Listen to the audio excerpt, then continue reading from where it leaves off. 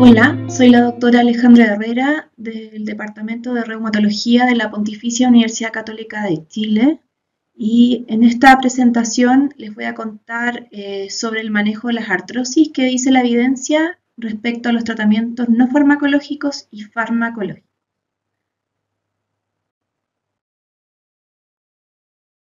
Esta es nuestra hoja de ruta. Les voy a hacer una pequeña introducción con las características generales, la epidemiología, tomar en cuenta los factores de riesgo, la patogenia y luego terminaremos con el tratamiento, que es lo que nos convoca.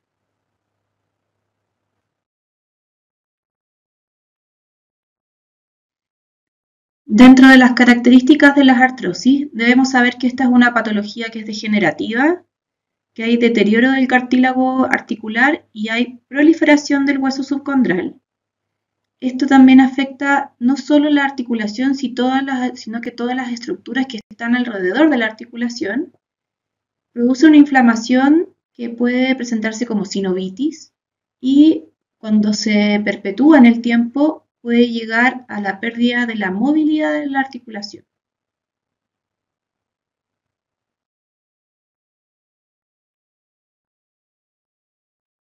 Es la enfermedad articular más común a nivel mundial.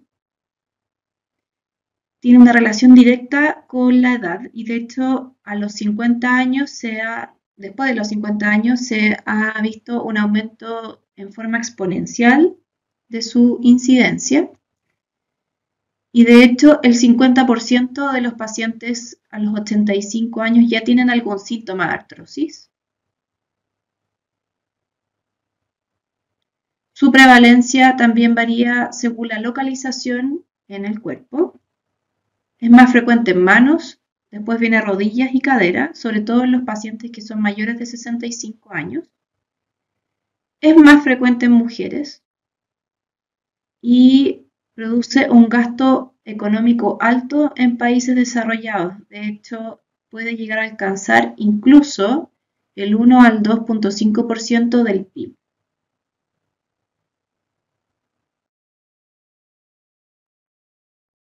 Existen múltiples factores de riesgo. Hay que tener en cuenta, sí, que existen dos tipos de susceptibilidades a desarrollar la artrosis. Una es la individual de cada individuo y la otra es la de la propia articulación. La del individuo tiene que ver con edad, el género, si ha presentado obesidad, la carga genética, la raza, la dieta y el metabolismo óseo. Y de la propia articulación tiene que ver con daños o actividad o dismetrías en las articulaciones o también falta de fortalecimiento muscular o alineamiento.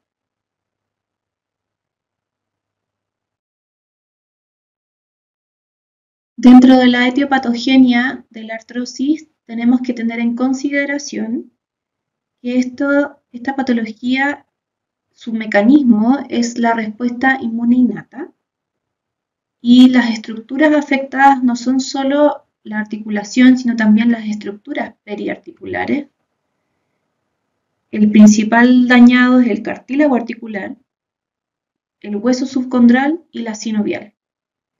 Y este cartílago articular tiene una estructura que es bastante determinada. Si se fijan, presenta una zona superficial, una media y una profunda, y que delimita con un cartílago calcificado hacia el hueso subcondral.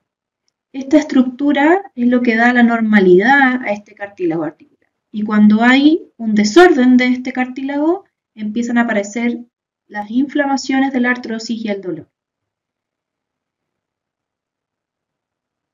Este cartílago articular es un tejido altamente especializado, es avascular, no tiene inervación y su estructura está mantenida por el condrocito, que es la célula que ustedes ven ahí. Además, contiene colágeno tipo 3, un 70% de agua, agrecanos y proteoglicanos. Esta red de colágeno le otorga firmeza a esta estructura para resistir golpes y movimientos repetitivos.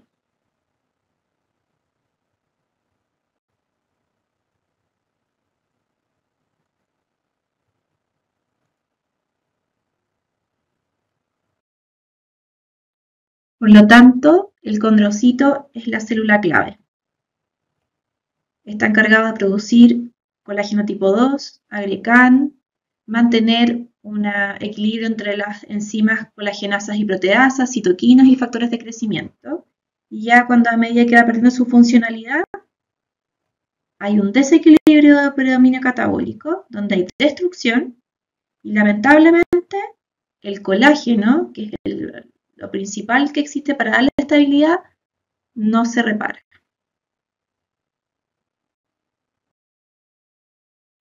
Y este mecanismo de daño está iniciado por los estímulos mecánicos y por las adipoquinas que habíamos nombrado anteriormente. Las proteasas que ya se encuentran en desequilibrio generan productos proinflamatorios que son los TAMPs.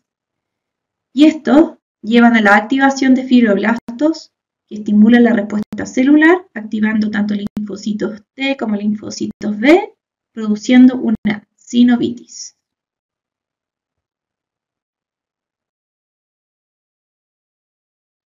Posterior a este daño viene la remodelación ósea. Sus causas son desconocidas, pero se ha visto que sí hay algunos mediadores involucrados como el TGF-beta, la interleuquina 1, la interleuquina 6 y la prostaglandina 2. Y las microfisuras serían los eventos que desencadenan la remodelación. Ahora, ¿cómo llegamos a estas microfisuras? Eso es lo que no tenemos tan claro. Y existiría una alteración del RAN ligando y la osteoprotegerina. Esto es súper importante mencionarlo porque esto es lo que nos explica a cómo hay esta formación de hueso patológico que llegamos a ver, por ejemplo, en los osteofitos y están siendo investigados para ser los nuevos targets de los tratamientos futuros.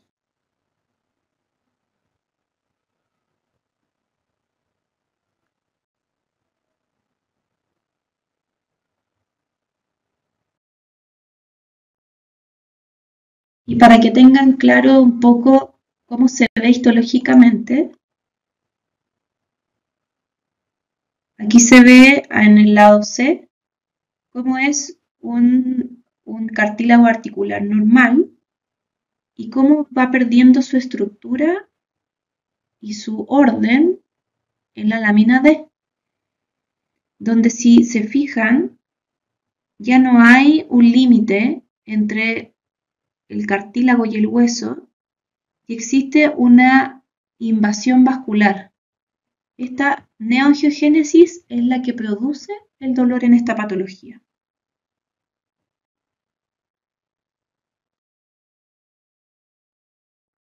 Y los cambios macroscópicos son los que vemos en las radiografías. Hay pérdida del cartílago articular y esto es lo que vemos con la reducción del espacio articular. Hay una reacción hipertrófica, que es esta remodelación patológica. Hay formación de nuevo hueso en el borde marginal, que es el osteofito. Y hay inflamación e hiperplasia de la membrana sinovial y la cápsula. Eso también genera los típicos signos al examen físico.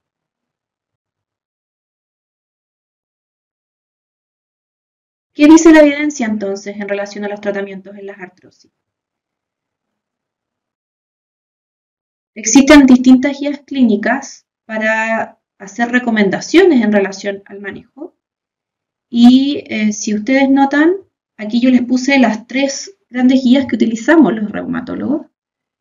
Las últimas recomendaciones son del año 2019 y nosotros nos guiamos principalmente por la del Colegio Americano de Reumatología, por las europeas y por la OARSI, que es también una organización de investigación que lo utilizan en múltiples partes del mundo y que también da recomendaciones en relación al manejo de esta patología.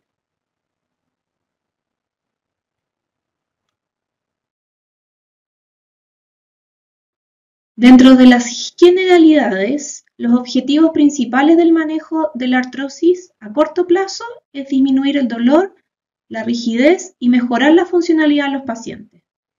Y a largo plazo, prevenir la progresión y mejorar la calidad de vida. Y esto tenemos que explicárselo a los pacientes, porque de hecho los múltiples estudios que se hacen en relación a cómo perciben los pacientes las artrosis tiene mucho que ver con la falta de información.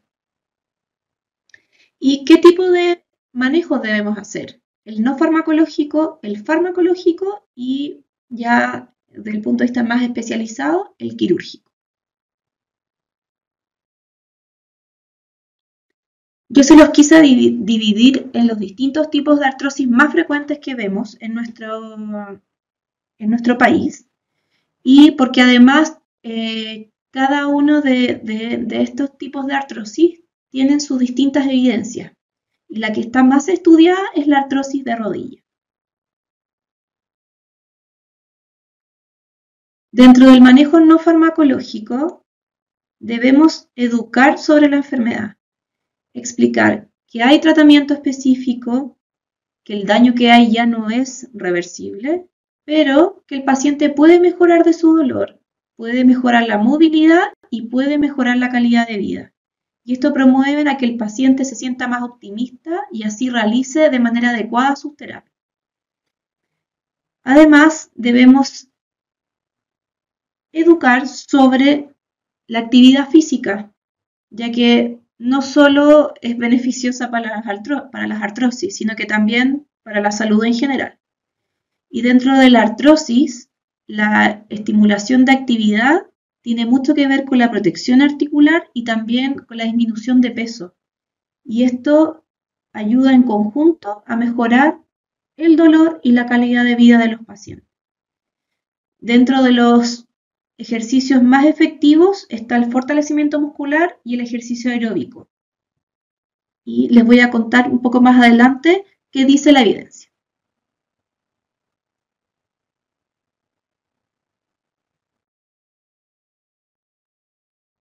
En las artrosis leve, las recomendaciones de la guía OARSI señalan que existen medidas a largo plazo. Dentro de eso es la educación, que ya hablamos, el ejercicio, dentro de este el fortalecimiento de la musculatura alrededor de esta articulación, la caminata y ya ejercicios que tienen que ver con cosas más especializadas. Tai chi, bicicleta estática, yoga e hidrogimnasia. Estos son los que están estudiados en esta patología. Y la pérdida de peso debe ser solamente si hay sobrepeso u obesidad y debe ir en un rango de 5 a 10% de pérdida. Dentro del manejo farmacológico en las leves se recomienda los AINES tópicos, no los orales, y también la capsaicina tópica.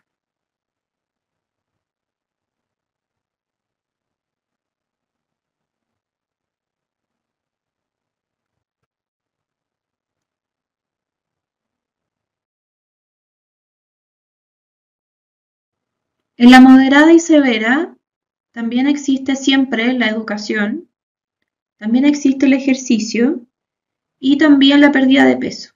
Pero además existen otras recomendaciones que no están validadas completamente, que es uso de rodillera cuando hay compromiso tibiofemoral, medial o patelofemoral. También se puede utilizar un bastón de descarga y la terapia cognitivo-conductual también ha mostrado algo de beneficio.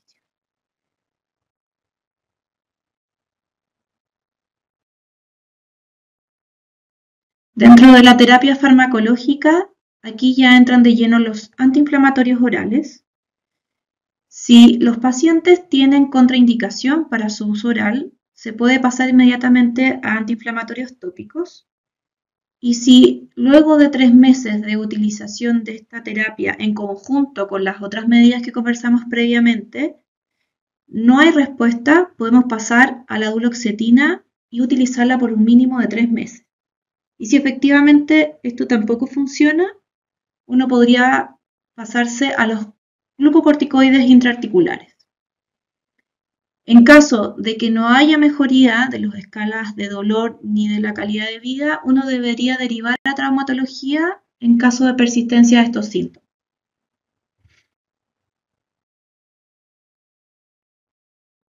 qué dice la evidencia? Existen múltiples revisiones sistemáticas y metaanálisis que se han hecho en relación a los ejercicios en las artrosis de rodilla. Los ejercicios terapéuticos han demostrado beneficio a corto plazo en dolor y funcionalidad, y esto se mantiene por al menos 2 a 6 meses una vez suspendidos estos ejercicios. Los ejercicios acuáticos, en cambio, han mostrado menores efectos en función y dolor, pero serían efectivos a corto plazo, o sea, el manejo a corto plazo del dolor serían efectivos. El Tai Chi ha demostrado efectos a los 3 meses en mejoría del dolor y además produce un beneficio extra que ha disminuido las caídas en los adultos mayores. Y el yoga tiene una evidencia, pero que es menor, y ayudaría a la mejoría en el dolor, la funcionalidad y la rigidez. Por lo tanto, estos ejercicios están recomendados, pero si se fijan, con distinto tipo de evidencia. Ahora, ¿cuánto ejercicio le recomendamos a los pacientes? No existe un consenso en relación a la intensidad, duración y frecuencia, pero lo que recomiendan las guías es realizar ejercicios según las guías generales para ejercicios en los adultos, tomando en cuenta también sus factores individuales y también los objetivos personales.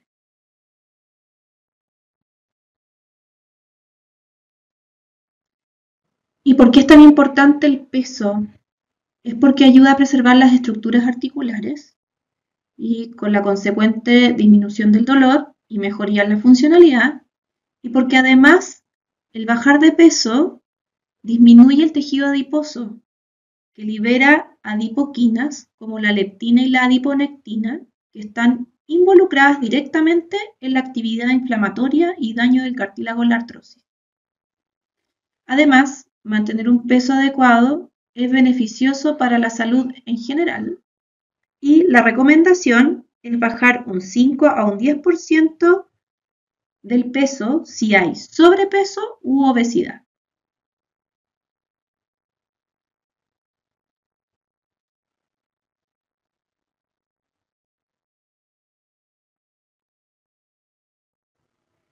¿Y qué pasa con los fármacos clásicos para el manejo del dolor crónico? Nuestras guías hablan del paracetamol, sin embargo, las últimas revisiones y metaanálisis han demostrado que no hay beneficios sobre el dolor a corto plazo, ni tampoco a largo plazo. Y además, como por ejemplo el paracetamol, ha demostrado también que, ya que se utiliza en paralelo con otros fármacos, también tendría mayores efectos adversos. El tramadol, si bien ayuda con el dolor crónico, lamentablemente en estos pacientes que son adultos mayores es muy mal tolerado. Por lo tanto, existe un alto abandono de tratamiento y los estudios no han sido capaces de demostrar su beneficio.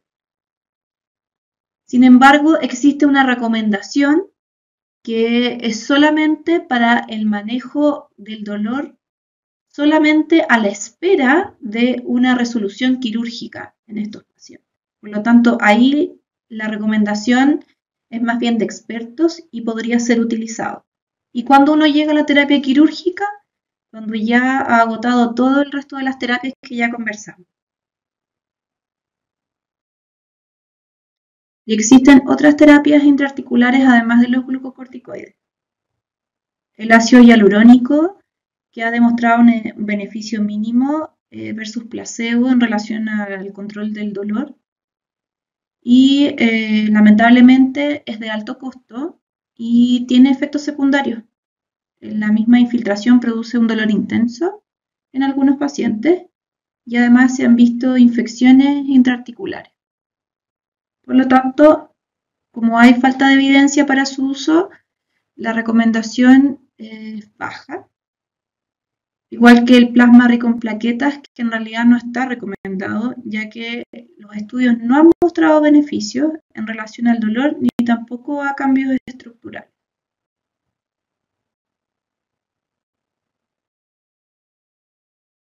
Y también quise mencionarles las medidas ortopédicas que siempre preguntan los pacientes.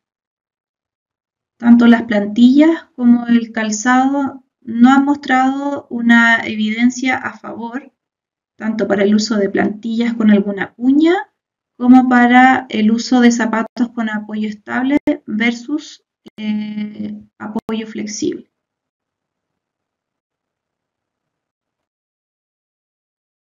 Y también les quise mencionar otro tipo de terapias que son altamente preguntadas por los pacientes, como la cúrcuma, el olíbano, o también llamada Boswellia serrata, la glucosamina con el condroitín y la persea gratísima, que es el aceite de palta, el famoso piescledine.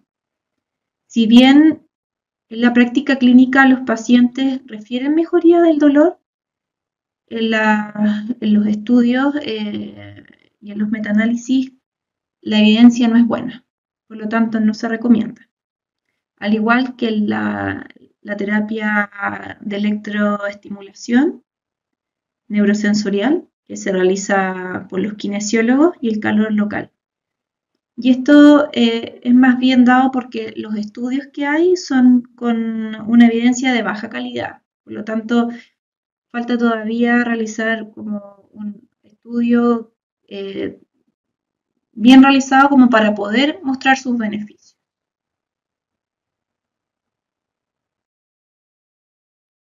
Ahora vamos a hablar del manejo de la artrosis de cadera, que presenta algunas mínimas diferencias en relación al manejo de la artrosis de rodilla.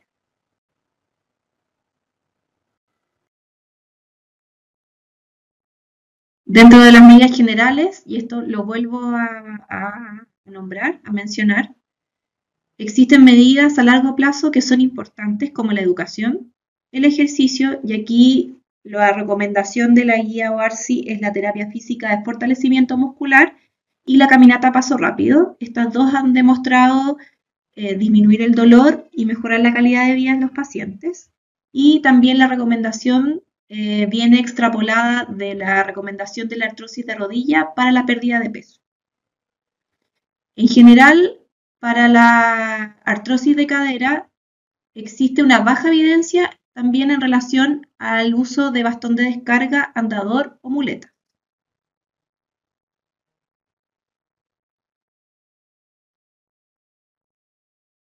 Dentro de la terapia farmacológica, los AINES son la primera línea de elección, pero como ya hablamos, estos pacientes muchas veces tienen comorbilidades o presentan fragilidad para poder utilizar estos fármacos. Por lo tanto, los antiinflamatorios orales deben ser usados con precaución, por tiempos cortos y en dosis mínimas que hagan efecto. Esa es la recomendación.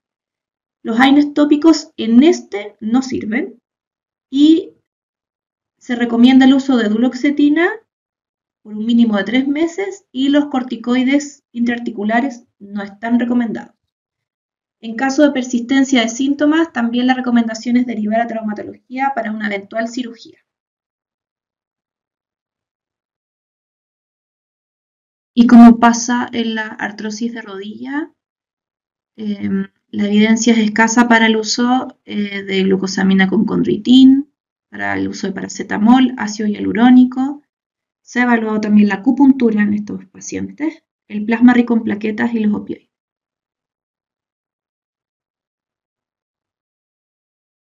Y por último, veremos algunas recomendaciones en relación al manejo de la artrosis de manos.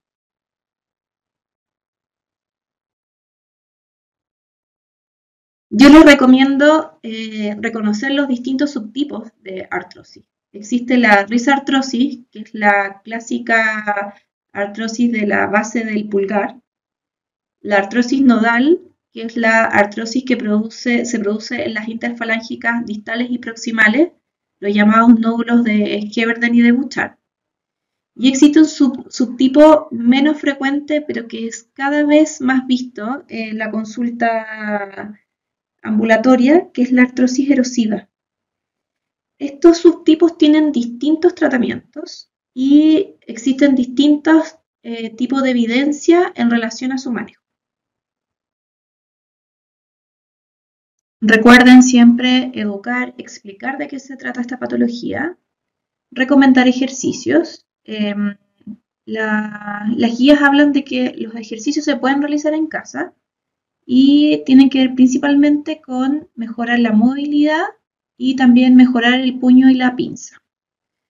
Y si es necesario, derivar a los terapeutas ocupacionales para poder mejorar la funcionalidad. El uso de antiinflamatorios orales ha demostrado ser superior a placebo y a paracetamol, pero deben ser usados con precaución, que ya lo hablamos por los efectos adversos. Dentro de los 3 tipos de artrosis de manos que les comenté anteriormente, el que está más estudiada es la risartrosis y hay un metaanálisis que demostró que, paralelo al uso de antiinflamatorios asociado a ejercicios, el uso de férula del pulgar permanente por 3 meses habría demostrado una mejoría en el dolor. Los AINES orales y tópicos también están recomendados y estos últimos están recomendados con mayor fuerza debido a que tienen menos efectos adversos.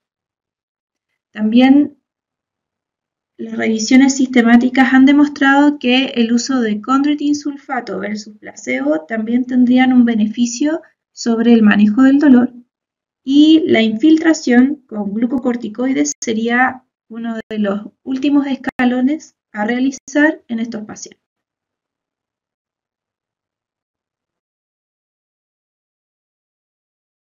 Dentro de las terapias conservadoras, tanto para la risartrosis como para la artrosis nodular, se han estudiado los baños de parafina, calor húmedo y luz infrarroja, siendo el primero, los baños de parafina, los que han demostrado mejor evidencia en relación al manejo del dolor.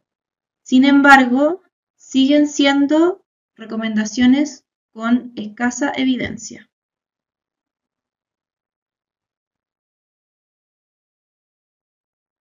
Y en líneas de investigación se encuentra la hidroxicloroquina, el metotrexato, los inhibidores de RAN ligando, los anti-TNF y los anti-interleuquina 1.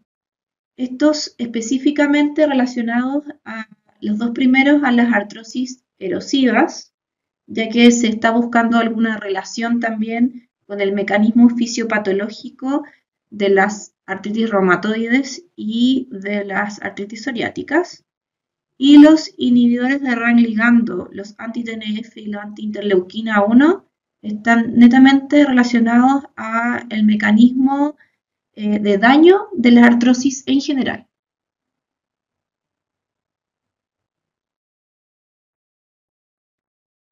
El tratamiento quirúrgico en estos pacientes es recomendado solamente cuando el dolor ya es persistente a pesar de haber realizado todo el resto de las terapias, cuando existe rigidez y mala función articular, cuando son refractarios a terapia no quirúrgica y cuando existe un impacto sobre la calidad de vida.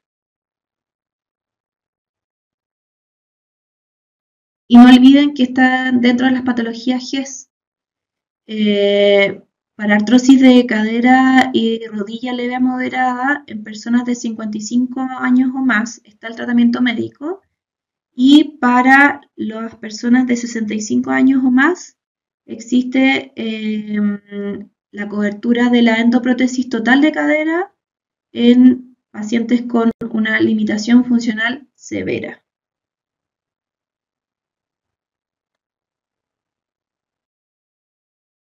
Y me pareció interesante mostrarles qué cubre este GES en el tratamiento médico de la artrosis de cadera y rodilla leve a moderada.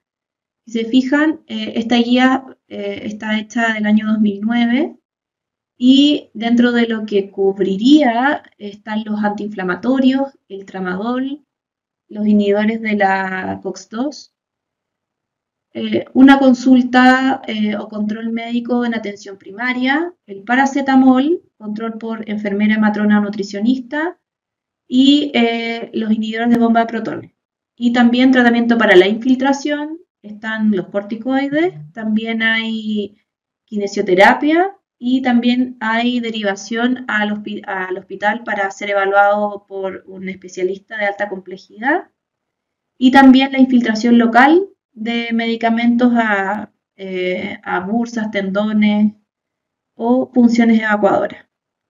Por lo tanto, cuando ustedes informen sobre la presencia de esta patología dentro del GES, recomiéndenle a los pacientes que lo hagan, ya que existe este tipo de cobertura para poder acceder a las distintas terapias que existen para el manejo de esta patología.